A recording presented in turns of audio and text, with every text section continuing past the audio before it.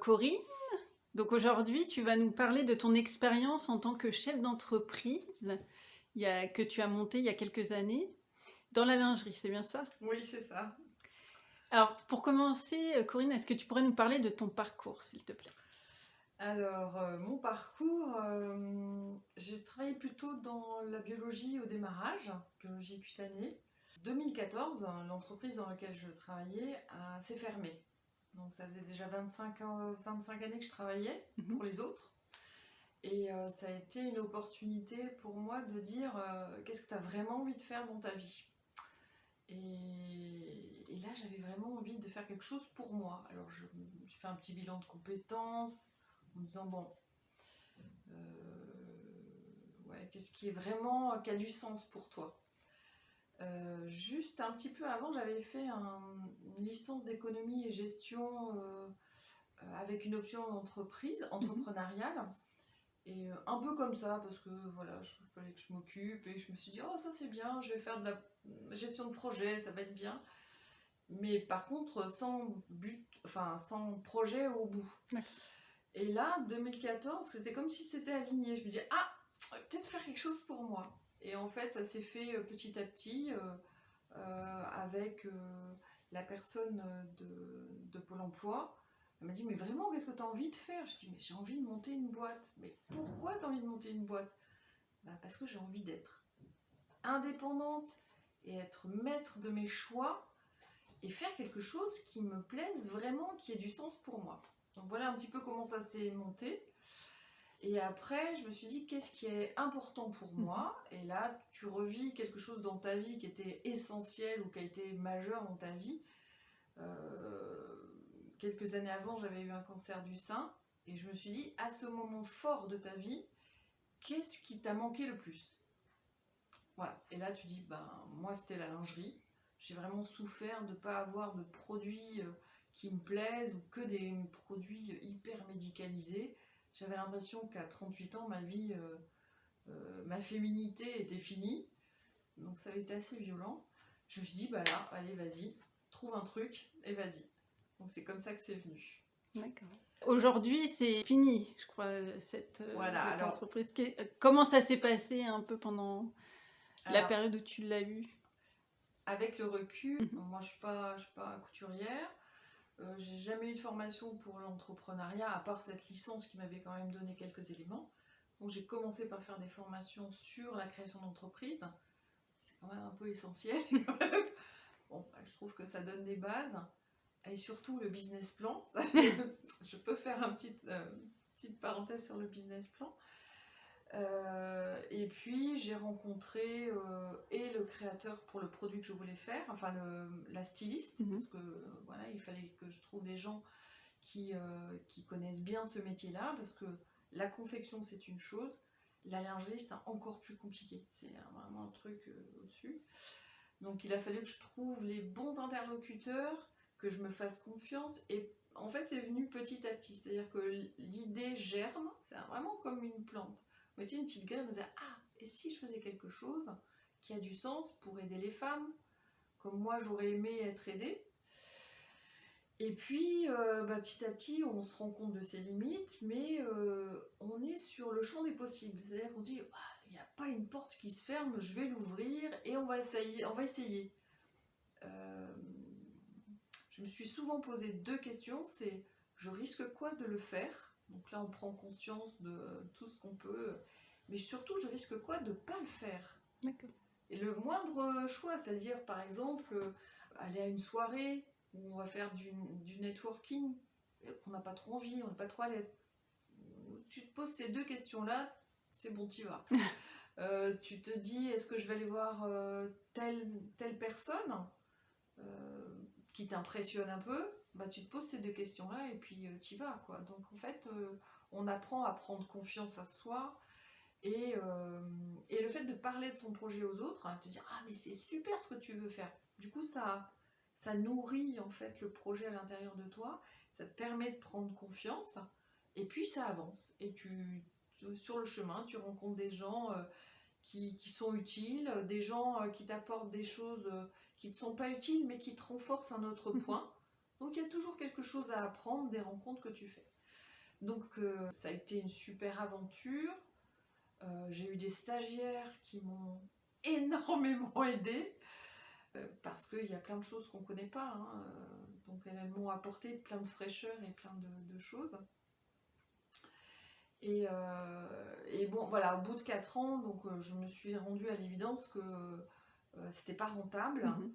Et même si on veut faire une entreprise qui a du sens, il faut quand même pouvoir manger. Donc, à un moment donné, il y a une décision à prendre, qui n'est pas facile à prendre et qui a été prise. Et voilà, après, tu prends la décision, ça c'est un moment clé. Et après, tu vis ça comme un deuil. Donc, tu as toutes les étapes du deuil. Et après, tu remercies. La dernière étape, c'est le remerciement. Donc, si je peux faire un petit bilan avec le recul, donc la société, elle a été clôturée, enfin liquidée officiellement en 2019. Mhm. Avec le recul, je suis super contente d'avoir fait cette aventure. J'ai pu découvrir les limites, jusqu'où je pouvais aller. J'ai pu utiliser ma créativité, mais alors sans borne, et ça c'est extraordinaire de ne pas avoir de limites. Pas un chef qui te dit ah mais non, attends, ta communication c'est nul. Ah non, non, là, le support c'est pas bien. Là c'est toi qui décides. Si tu fais des erreurs, c'est les tiennes. Donc t'y vas, tant pis, t'assumes. Donc ça, de ne pas avoir ces limites-là, c'est quelque chose d'assez, comment dire, nourrissant. Ça apporte beaucoup, beaucoup d'énergie. Donc j'ai pu découvrir en fait toute la capacité que chaque être, moi, mais je pense que je ne suis pas toute seule, toute l'énergie que l'on a et toutes les capacités, les compétences que l'on a au fond de soi. J'ai appris des milliers de choses, à utiliser les réseaux sociaux alors que j'avais pas de téléphone à l'époque, à écrire un blog, à faire des formations pour les vendeurs et les revendeurs et savoir comment vendre son produit, positionner son produit, apprendre aussi les discours avec le commercial, enfin le discours commercial, marketing, savoir convaincre. Tout ça, c'est des choses que tu apprends au fur et à mesure et tu te nourris en regardant les autres et en disant ah bah attends, là j'ai pas été bonne là, sur ce coup, je vais peut-être refaire le truc. Apprendre la rédaction aussi, parce qu'il faut rédiger, il faut avoir un style qui soit remarquable, mais qui corresponde quand même à ce que tu veux.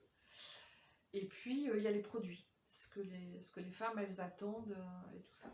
Donc ça a été vraiment une super aventure. Bon, c'est toujours un peu décevant quand tu vois que ça marche pas, mais avec le recul, je me dis que c'était normal que ça marche pas. Ah. Ça ne fonctionne pas. Avec le recul, il n'y avait pas tous les éléments qu'il faut. Mais je referai certainement la même chose, c'est évident.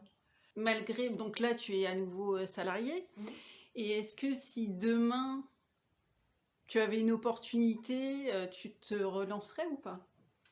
Alors demain... Enfin peut-être pas demain, mais... Demain, après-demain. En fait, oui. J'ai trop aimé cet état de... J'allais dire d'excitation, mais c'est cet état d'ébullition intellectuelle. C'est vraiment quelque chose que moi j'ai vraiment beaucoup aimé. Donc oui, j'aimerais recommencer. Par contre, c'est sûr que je ne le ferai pas dans les mêmes situations. Je ne ferai pas un produit si complexe que la lingerie, ça c'est sûr. Donc je ne ferai pas de la lingerie aussi complexe que ce que j'ai fait, parce que c'était aussi de la lingerie adaptée aux femmes qui avaient besoin d'une prothèse, avec un système innovant d'armature qu'on pouvait enlever, donc il y avait la complexité de l'innovation. Donc c'était une micro-niche, c'était une niche dans une niche. Donc déjà, et ça quand j'ai créé le produit, j'en avais pas conscience de la nécessité de vraiment réfléchir à quelle était ta cible. Pour moi, la cible, c'était assez large. En fait, il faut vraiment étudier, et là je vais revenir au business plan, qu'on n'a pas envie de faire quand on crée sa société, mais qui est essentiel. C'est-à-dire que toutes ces questions-là, elles ne sont pas faites pour le banquier, c'est vraiment fait pour soi, de se dire, c'est qui mon client Et pas c'est les femmes qui ont eu un cancer du sein. Non, c'est pas toutes les femmes. D'abord, toutes elles n'ont pas besoin d'une prothèse. Toutes elles n'ont pas branché par la lingerie. Donc il y a plein de sous-couches. Et puis il y a des femmes qui sont dans telle situation, d'autres dans d'autres situations. Donc vraiment, travailler sur la cible, c'est un boulot énorme. Et c'est pas... la création d'entreprise, c'est pas le produit. C'est souvent ce qu'on veut. On dit, moi j'ai trouvé un produit super génial, il est magnifique et tout. En fait, c'est rien en fait, le produit. C'est tout ce qu'il y a autour qui est important. Trouver sa cible, savoir comment on va lui parler, comment on va l'atteindre, savoir parler aux revendeurs ou aux intermédiaires. Qu'est-ce qu'on veut faire passer comme message et peut-être un truc aussi que je vois aujourd'hui, c'est identifier l'expérience client. C'est-à-dire, la personne, elle prend conscience de ton produit. Qu'est-ce qui va faire qu'elle va décider d'acheter ton produit ou pas? Et qu'est-ce qui va la motiver de prendre ton produit à toi? Qu'est-ce qu'il a de plus pour elle? Et tout ça, en fait, on se dit, mais non, mais mon produit, il est tellement bien que pouf! Et en fait, non. C'est vraiment ce schéma de l'expérience client sur lequel je travaillerai beaucoup plus aujourd'hui. En plus du business plan. Donc, j'ai eu l'occasion de... Deux entreprises sont venues, deux jeunes créateurs d'entreprises sont venus me voir en me disant, Corinne, tu pourrais nous dire comment je peux me lancer dans l'entrepreneuriat? Et de discuter avec eux en disant, mais est-ce que tu as vraiment réfléchi à ton business plan? Comment tu vas gagner de l'argent? À partir de quand? Et qu'est-ce que tu as besoin comme frais? Et me dire, non, mais t'inquiète, ça se fera après. C'est impossible. Aujourd'hui, c'est impossible si tu n'as pas réfléchi à tous ces points-là. Bon, il se trouve que les deux que j'ai rencontrés, les entreprises ne sont pas florissantes du tout. Il y en a une, elle a fermé, et l'autre, je crois qu'au bout de 2 ans, il a fait son premier chiffre d'affaires là. Donc ça, c'est super important pour nourrir sa réflexion et avoir une vision large de l'entreprise. Mais l'expérience client, de savoir comment je l'ai au début, parce qu'on pense souvent comment je vais l'attacher, comment je vais la toucher, mais comment je vais lui dire, je vais l'inciter à l'action d'achat. Comment je fais ça? Et ça, c'est vraiment une réflexion qu'il faut mener. Donc aujourd'hui, si je devais remonter une entreprise, je ferais ça. La deuxième chose que je ferais aujourd'hui, c'est peut-être que j'essaierai de trouver un projet avec un associé. Chose que j'ai pas voulu faire au démarrage, parce que j'avais vraiment besoin que ce soit moi qui le fasse, et si j'avais trouvé un associé qui soit pas dans la même disposition que moi, je pense qu'on n'aurait pas été bien loin. Donc aujourd'hui, connaissant les travers et les complexités de l'associé, je pense que j'aimerais quand même avoir une espèce d'émulation pour monter un projet à deux. Donc qu'il ne soit pas que mon projet, mais qu'il soit un projet commun. Ça, je te parle des situations idéales pour moi. Hein. Voilà. Et c'est sûr que je trouverai autre chose qu'un produit de niche. Enfin, un produit hyper ciblé. Ça serait plutôt une gamme. Par contre, je suis pas prête encore de repasser 70 heures par semaine pour bosser. Mais j'ai assez confiance en la vie et au chemin. C'est-à-dire que j'ai pris plus conscience de l'importance des hasards, des gens qu'on rencontre, plutôt que de dire j'ai envie de faire ça, je vais le faire, et plutôt d'être dans la lutte, je dirais, pour la création. Je suis plus à me dire, c'est quelque chose qui m'a beaucoup plu, si ça doit se faire, ça va se refaire. Et la situation va se présenter à un moment ou à un autre. Bon, il se trouve que je travaille dans une école qui forme les futurs entrepreneurs de demain. Donc je me dis... Une rencontre, une rencontre. Bon, alors je ne suis pas tous les cours, mais il y a quand même, si tu veux, cette espèce de vocabulaire, ces automatismes, ces réflexions qu'il y a de l'entrepreneuriat qui sont autour de moi, quoi. Aussi, ça m'apporte encore plus d'éléments pour me dire quel type d'entreprise j'ai envie de monter demain. Est-ce que j'ai envie de monter un business plan classique ou est-ce que j'ai pas envie de faire quelque chose qui a un petit peu plus d'humain, un peu plus de sens, tout en étant viable. Mhm. Donc c'est plus une utopie. C'est de se dire, bon voilà, c'est bien beau, maintenant comment je fais? Donc il y a je ne vais pas parler de vibration, mais il y a des trucs qui vont dans ce sens-là. C'est vrai que de passer de l'indépendance au salariat, c'est pas facile. Ah oui, il faut une petite période Période de deuil d'adaptation. aussi. C'est le deuil. Alors, moi, j'ai pris le salariat parce que vraiment, il fallait que je fasse. Mhm. Il se trouve que c'était quand même dans un milieu qui, je trouve, tombe plutôt bien. Mais se retrouver dans un service avec des managers qui décident et qui disent non, non, attends, ton idée, non, non, on n'a pas de moyens. Il faut apprendre à gérer cette frustration.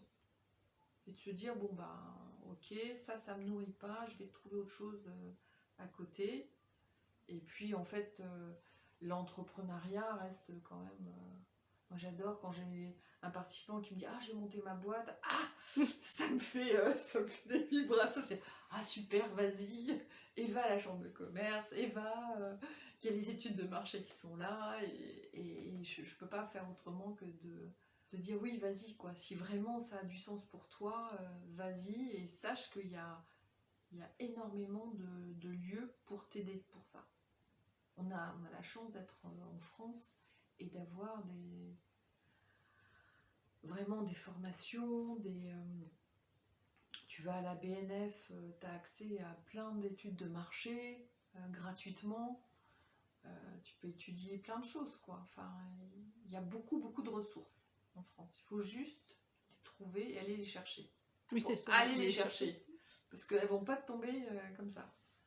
Et il y a beaucoup, beaucoup d'informations, mais trouver celle qui va bien au moment où tu en as besoin. Voilà. Donc ça, c'est bien. Et il y a les réseaux aussi, puisqu'on s'était rencontrés via un réseau. Oui. C'est l'EAF. C'était l'EAF, Entreprendre au féminin.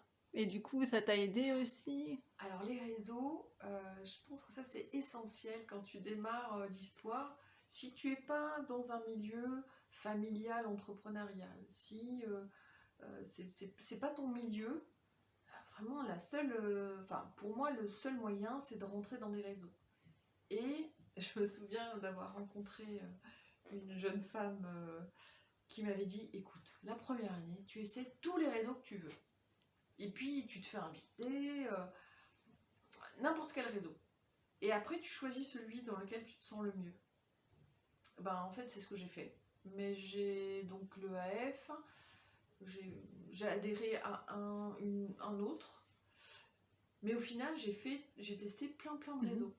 Et j'ai été invitée à droite, à gauche. Et c'est super intéressant de voir un petit peu comment ça fonctionne. D'abord on rencontre plein de gens. Moi par rapport à mon produit, j'avais pas intérêt à rester dans un petit réseau local. Bon, voilà. Mais après, chacun trouve celui qui lui parle le plus. Et surtout, il faut trouver un réseau dans lequel on se sent à l'aise de parler de ses problématiques. Et moi, j'ai rencontré des réseaux où on disait « Ah, super, moi j'ai des clients partout, c'est génial. Bah, » Qu'est-ce que tu fais là, quoi?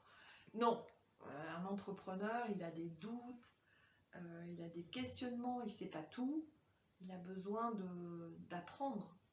Et il apprend plein de choses. Et moi, j'avais besoin d'apprendre des choses, toi, tu as besoin d'apprendre d'autres choses, et puis ça ne tombe pas au même moment. Je me souviens d'avoir cette réflexion de dire, bon, maintenant je sais comment marche un réseau social. Bah, tout le monde sait. Mais en fait, non, il y a plein de gens que j'ai rencontrés et dire, mais tu veux pas nous expliquer comment ça marche sur LinkedIn, parce que c'est un des réseaux que je préfère, mais comment on fait et de dire, bah, c'est hyper simple. Mais non, il y a quelques années, tu connaissais rien. Donc en fait, il faut avoir cette humilité de dire, bon, bah, j'apprends, mais il y a d'autres gens qui apprennent au fur et à mesure. Et les réseaux, c'est ton soutien, c'est ta canne quand tu as des doutes. Il faut surtout s'entourer que de gens qui sont des aides au moment où tu te poses des questions. Et un entrepreneur, il s'en pose peut-être 10 par jour, quoi. Des questions, c'est perpétuel. Donc c'est important d'être soutenu, d'avoir un réseau qui a du sens pour soi. Et même, tu vois, aujourd'hui encore, parce que j'ai fait des formations, et j'ai continué aussi à me former pendant l'entreprise, sur les réseaux sociaux, sur vraiment retravailler son business plan. Parce que en fait, tu retravailles tout le temps ton business plan. Tu pars avec une idée, je vais vendre par un circuit, puis en fait, au fur et à mesure, tu t'aperçois que en fait, il y a un autre circuit qui existe, qui est pas mal, mais il faut que tu le découvres, il faut que tu t'apprennes. Et donc, c'est important de continuer à se former pendant tout ça. Les stagiaires m'ont beaucoup aussi apporté à à écrire sur les réseaux sociaux. Comment on écrit sur Facebook, sur Instagram et sur LinkedIn, c'est pas la même chose. On s'adresse pas. Donc tout ça, c'est pas inné.